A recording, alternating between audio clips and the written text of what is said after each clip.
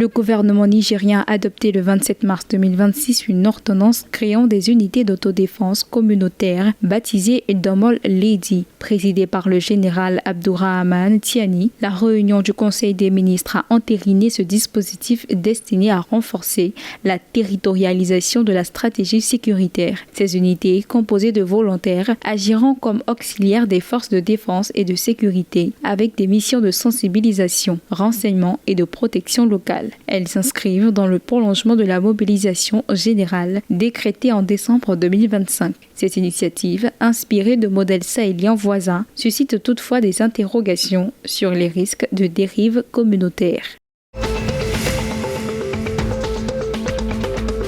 En marge de la deuxième session des consultations politiques Sénégal-Finlande, tenue le 26 mars à Dakar, le ministère de la Communication, des Télécommunications et du Numérique a reçu une délégation finlandaise conduite par Mme Outi Holopainen, sous-secrétaire d'État au ministère des Affaires étrangères de Finlande. Les échanges ont porté sur la transformation digitale, la cybersécurité et la lutte contre la désinformation. Plusieurs axes de coopération ont été identifiés, dont la modernisation des data centers, l'interconnexion des administrations et le renforcement du câble Share, une infrastructure de fibre optique. Les deux pays ont réaffirmé leur volonté de bâtir un partenariat solide axé sur l'innovation et le transfert de compétences. Cette rencontre ouvre la voie à de nouvelles opportunités pour soutenir la souveraineté numérique du Sénégal.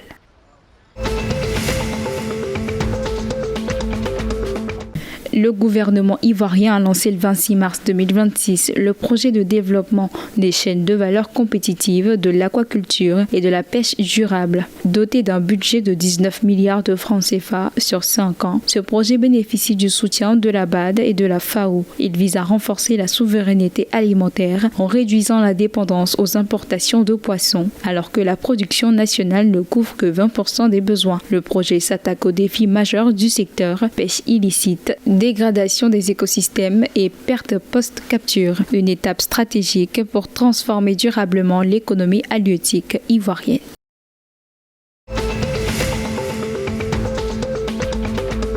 Le ministère gambien de l'éducation de base et secondaire a présenté une nouvelle politique visant à intégrer 7 langues nationales dans l'enseignement précoce. Outre l'anglais, les enfants apprendront désormais en Jola, Mandinga, Manjak, Pulaar, Serer, Soninké et Wolof. Le programme d'éducation linguistique 2025-2030 entend renforcer la lecture, l'écriture et le calcul, réduire le décrochage scolaire et favoriser l'inclusion. La langue des signes est également reconnue pour garantir l'accès des élèves sourds et malentendants. Cette réforme marque une avancée majeure vers un système éducatif plus équitable et adapté aux réalités locales.